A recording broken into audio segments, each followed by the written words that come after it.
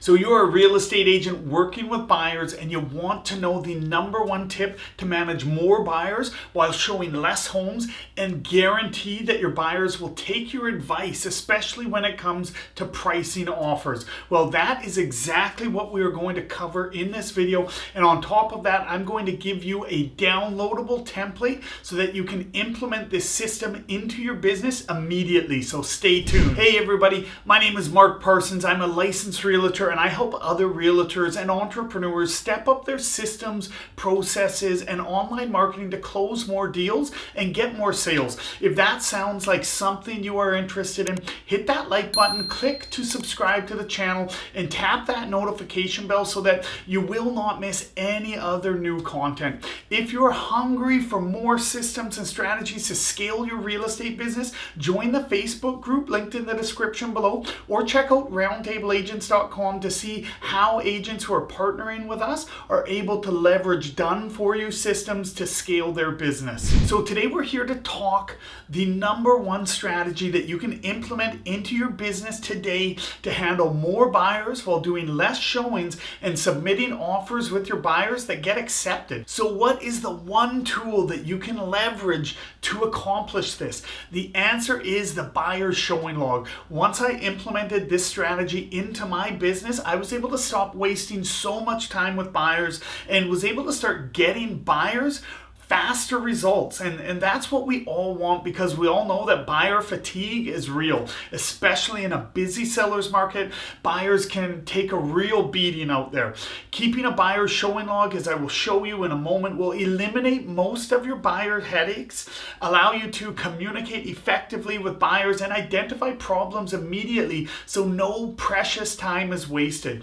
A buyer showing log communicates to the buyer that you are on top of everything. It builds trust with buyers even if you have never met them before, and comforts the buyer that they are in good hands taking your lead in the buying process. So let me jump in and share my screen and show you exactly what my buyer showing log looks like and how you can use it and customize it for each buyer to create an incredible concierge level experience when working with you.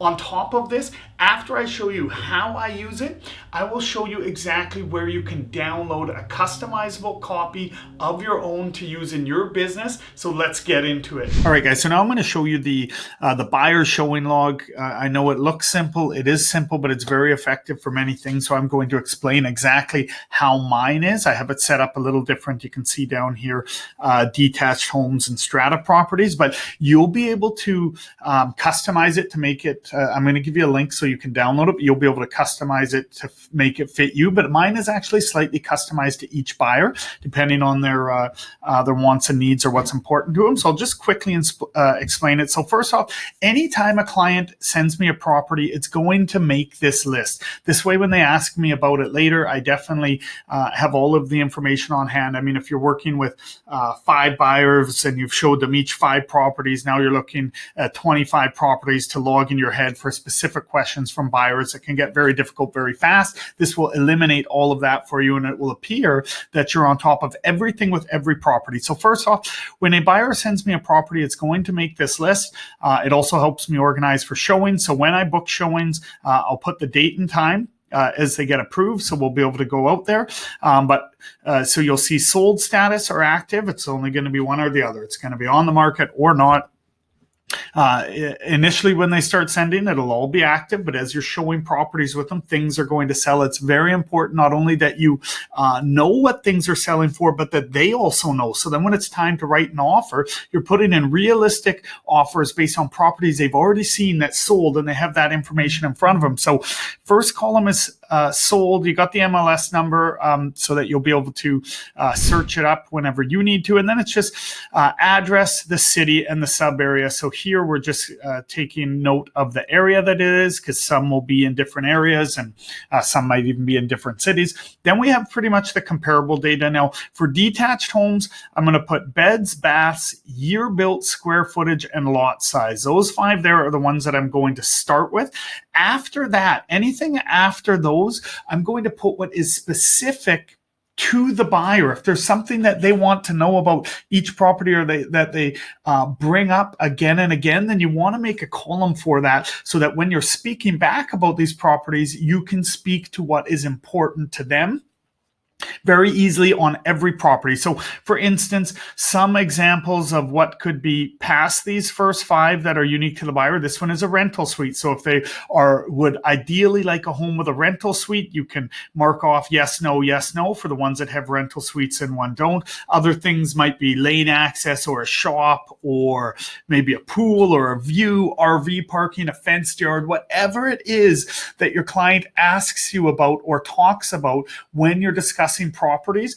You want it on that list so that you're able to quickly identify and discuss it. Next column here, I have assessed value. Now, we know assessed value has little to nothing to do with actual value of the property, but clients look that number up, buyers look that number up, and they might say, well, this one was only assessed for this, or they might ask, what was that assessed for? Because it's something that commonly comes up, I make sure I have it on my list. So any property that they have sent me, if they ask what the assessed value is, I can tell them it like this. It makes them know that I'm on top of everything. And if they see that you're on top of everything, they will follow your lead. Number 2 is when it comes to maybe you come time to put in an offer, and only at that time do they look up the assessed value and they say, well, it's way more than the assessed value. We don't know if, we're comfortable putting in that offer. If every property that they have looked at, they've seen this one sold 29% above, 17% above, 34% above, it can bring a reality to that number, knowing that they can't anchor to it. So again, this is in my market. Assessed value is brought up often. It's a government the government assessed value. So I keep it on the list. But again, guys, you can put whatever's important in your market now. So then I'll show asking price. So asking price of every property, percentage of assessed value. So if it's 129, that means that this property is asking 29% above the assessed value. And then again, for sold, I show the sold number. If it's 105% above ask, that means it sold 5% above the ask price. If it's 136, it means it sold 36% above the assessed value. And then days on market. The reason this is so good, when I go out for showings with buyers, I'll give them the information on the properties that we're showing, and then I will also give them this. So it's constantly at the top of their mind. They're seeing the properties that they have looked at that they've sold. So that also helps to let them know that, hey, there is urgency here if the market is like that, which currently in most markets it is. Days on market over here, you also want them to show this property you like sold in 9 days, 8 days, 6 days, 10 days. There's going to be anomalies, of course, but you can see overall the market is moving fast. You want them to internalize that every time you're giving them information on properties. I include this. So once they have seen this and they really, really appreciate this, I've had buyers say, do any other agents do this? And I say no, and they love it. And very few do. You might have your own system, and certainly you can customize this to fit you, but your buyers will be able to watch active listings turn to sold, which will let them know that, hey, if you like that property, you do want to take action. When it comes down to talking about the offer price to put in, they're not going to be out in left field if you've been giving them this information. If all you've been handing them is the listing sheets just with the asking price, they never knew the sale price, or maybe they did once, but then it's gone. They ask you, you tell them it's gone. Now a couple weeks go by, they've seen 7 or 8 properties. They're not going to remember that. You're not going to remember that off the top of your head. But when you have this, all that becomes information they can reference quickly and understand how quickly they have to offer based on average days on market. They can gauge a range of price. They're not going to be way out in that field. They're going to see it, and they'll see how properties compare. And based on the customized ones here past the first 5, they'll know which ones had whatever unique feature it was that was important to them that they would want. And last but not least, I will say, is notes. So I have a section for notes over here. Now, when when I'm showing the property, like if I haven't shown the property and we're going to show it, let's say this weekend, well, I'll put notes from the realtor here. Maybe I'll put the lock boxes around the left side of the house on the gas meter, or they're looking at offers on this date. But after I have seen the property with the buyer, then the only notes that are going to be in here are the buyer's comments in their words. Okay, very important, in their words. So whatever they liked about it or did not like about it, because then, number one, if they remember a property and you don't quite remember it, they're going to refer back to it in the same words that they remember. Maybe they said, "Oh, that one with the barbecue on the balcony with the great view." Put it in their words, because when they say it back to you, which they will, you'll be able to look it up and see exactly what property they're talking about. Or if you're referring back to a property, clients will everything becomes blurry after they've seen a lot and over a few weeks. When you can refer back in the words that they use describing the property, they will remember it. It will trigger it, and you're talking in their language, and it will appear that you guys are just in sync. You're just getting it. So again, before you have shown the property, these notes will be personal notes for yourself as the realtor, whatever you need to know. After you have seen the property, the notes are going to be as best as you can articulate in the client's what they said during the showing, whatever they liked or didn't like. Now, over time, you can, if you're having trouble getting them to commit, this is the best thing that you can refer back to. They've been seeing it all along. You'll be able to show them why, you didn't get this property for this reason, didn't get this for this. What is it that we need? Do we need to change anything? This is the best thing that you can refer back to. And again, you don't want to just put this in front of a buyer when you're having a problem and saying, "Look, well, we've looked at all of these properties and it's not working. Should we change our criteria?" Each time you show them properties, show them the information on the properties you're looking at and an updated version of this. And if you do that, whenever you need to have a tough conversation with them, you refer back to this document that you've been referring to over the whole time of your relationship, and it will not be your words saying they're not maybe being serious, or they're not sure what they want. You can refer back to here. You can refer back to all their notes of what they liked and didn't like. And it's just going to be an amazing tool for you. So I'll quickly go over the Strata one as well. And again, it's the same thing. Your showings, whether it's sold or active, the address and the area. Now for Strata, it's going to be a little different. So the main columns that I will have will be beds, baths, year built, square foot, and strata fee. This is typically what they're going to want to know. Well, what's the strata fee? And I have the average down here. So if they say, well, that strata fee is a little high, well, average is this. They're going to see it. It will start to massage them of what's normal and what's not, so they don't get cold feet for reasons that are not too important at the last minute. Now, for stratas, what I will put under their custom column, like for instance, this one was parking. This person wanted at least 2 parking. So if anyone comes up with 1, we wanted to make sure we were aware of that. Other things for strata, some might say, well, I would like one with a den. So I could just put den down there and put yes or no, or maybe pet restrictions, or if rentals are allowed or not.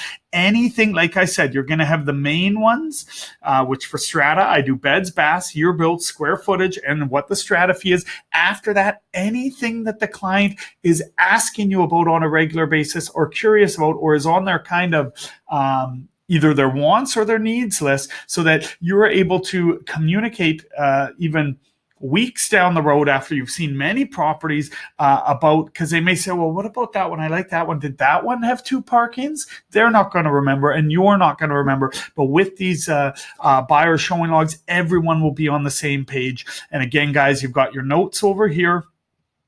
And again, you've got assessed value. In my market, they ask it. Asking price, percentage of your asking price versus the assessed, and your sold versus asking, sold versus assessed, and days on market. If you want, you can do you can have it calculate average prices, but it depends. If they're looking at properties that are much different, then that might not be an effective number. Again, guys, I'm going to give you a link where you can download this. You customize it to however it will work best for you. This can be your starting point. You can remove stuff off it, put stuff off it. and take it from there. So that's it, guys. If you have any questions at all, let me know. You can click the link in the description below, and you'll see that there's one for strata properties and one for detached. The one that you download may be cleared of any information, but if it's not, you won't be able to edit it until you either save it to your Google Drive or download it so that people aren't changing the formulas and stuff like that. But that's the showing log, guys. This will save you so many headaches. It will give your buyers confidence in you. It will set up the expectations and educate your buyer along the way in terms of what homes are selling for, how long they're on the market, so they can start to get proper expectations of how they need to act if they want to get the home that they want in the market that you're currently in. So any questions at all, guys, don't hesitate to reach out. Bye for now.